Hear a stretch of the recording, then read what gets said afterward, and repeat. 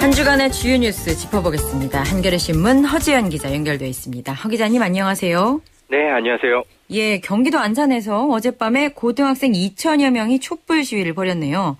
네. 고등학생들이 이렇게 대규모 시위를 벌인 것은 2008년과 지난 정부 때 있었던 미국산 쇠고기 반대 집회 이후 거의 처음이죠? 네, 그렇습니다. 세월호 사건으로 악화하고 있는 민심이 결국 청소년들의 대규모 시위로 이어진 모양새인데요. 어젯밤 교복을 입은 고등학생 2천여 명이 안산 문화광장을 가득 메웠습니다. 수백여 명 정도로 추산됐던 참여 규모를 훨씬 뛰어넘는 숫자였습니다. 학생들은 희생된 학생들을 잊지 말아달라, 잊혀지면 사고가 반복된다 이렇게 호소를 했고, 또 어른들의 무능과 해경과 정부의 무능 등을 질타했습니다. 학생들은 이번 집회를 또 정치적 이념 대립으로 해석하지 말아달라고 호소하기도 했습니다. 유가족들이 목요일 밤에는 청와대 앞으로 찾아가기도 했죠. 네. 예, 아직까지 박근혜 대통령의 이 두 번에 걸친 사과로는 민심이 가라앉지 않는 분위기인데요. 민심이 악화하고 대통령 지지율이 40%대로 떨어졌다는 보도도 이어지면서 청와대 고심이 깊어지고 있습니다. 예, 구조 소식도 알아보죠. 세월호 선체 일부가 붕괴하고 기상까지 악화되면서 구조의 차질 빚어지고 있다면서요. 네. 붕괴 위험이 확인된 곳은 5층의 이 선수 쪽의 승무원 객실 통로와 또 중앙 특실 쪽의 통로, 또 4층의 선수의 왼쪽에 이 8인실 통로 등 이 4곳이라고 합니다. 네. 오랜 시간 동안 이 바닷물을 머금고 또 평소 하중을 받지 않던 천장 등이 이 선체가 옆으로 누우면서 하중을 받게 되면서 이런 약화 현상이 일어나고 있다고 하는데요. 대책본부는 이 붕괴 위험이 있어서 추가로 잠수사들을 투입하기는 어려울 것 같다 이렇게 밝혔습니다. 또 엎친 데 덮친 격으로 이 현재 사고 해역에는 내일 오전에 풍랑특보 발령을 위한 예비 특보가 내려진 상태인데요. 현재 수색 작업은 잠정 중단된 상태입니다. 네. 바지선 위로 물결이 넘어올 정도로 현재 지금 파도와 바람이 세다고 하는데요. 오늘 오전 기준으로도 현재 남은 실종자는 29명입니다. 예, 안타깝네요. 네. 그리고 또 세월호 침몰 사고로 아들을 잃은 어머니 한 분이 어제 또 자살을 기도해서 굉장히 안타까워하시는 분들 많죠? 예, 안산 단원고 2학년 학생의 어머니인 김아무개 씨가 어제 오후 5시 50분께 자신의 집에서 의식을 잃은 채 쓰러져 있는 것을 인근에 사는 다른 유가족이 발견해서 근처 병원으로 옮겨지는 일이 벌어졌습니다.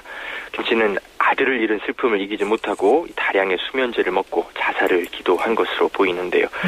김 씨가 유가족끼리 사용하는 SNS 방에 자살을 암시하는 글을 남겼고, 다행히 이것을 본 다른 유가족이 급히 김 씨의 집을 찾아서 병원으로 옮겼고 목숨을 건졌다고 합니다. 또 민간 군함업체 언딘 마린 인더스트리에 대한 해경의 특혜 의혹 계속되고 있는데요. 이번에는 언딘 대표가 언론과의 인터뷰에서 해경이 이해 안 된다 이렇게 발언을 해서 관심을 끌고 있죠. 네. 대체 왜 해경이 사고 초기에 언딘 띄우기에 그렇게 열중이었는지 갈수록 의아해지는 건데요. 네. 해경은 사고 초기에 브리핑을 통해서 언딘이 국내 최고의 잠수업체고 또 언딘의 수색 구조 실력이 해경보다 낫다 이런 식의 발언을 거듭했었습니다. 네, 그렇죠. 예, 그런데 김윤상 언딘 대표가 이제 침묵을 깨고 이제 언론과 인터뷰를 하고 있는데요.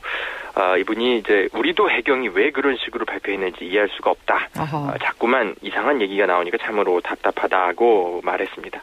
김 대표는 처음에는 뉴스 속보를 보고 구조가 다 된 줄 알고 인양을 하러 갔었는데 현장에 가서야 그게 아니라는 사실을 알았다고 합니다.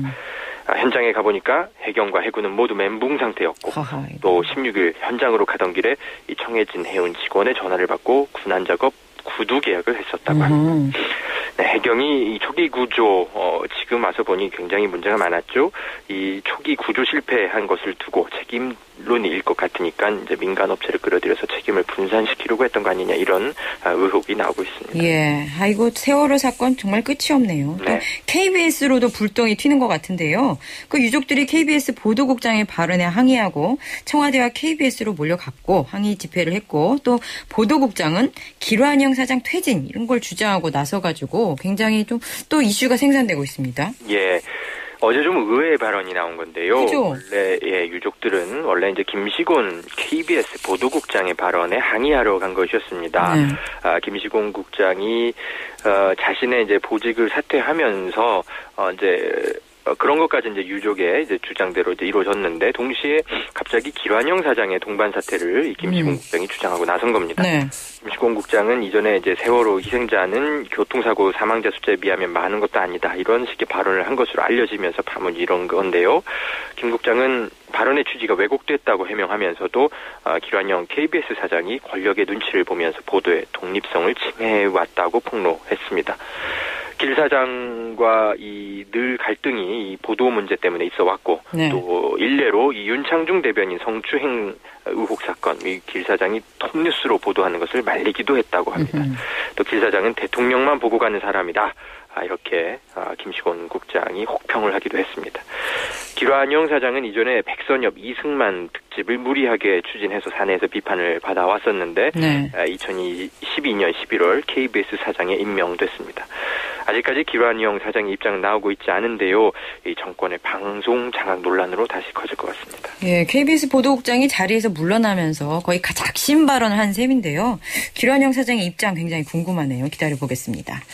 그리고 이번에 좀 다른 소식 들어보죠. 윤상현 새누리당 최고위원이 사퇴하면서 노무현 대통령은 NLL 포기 발언을 하지 않았다. 이렇게 발언을 했는데요.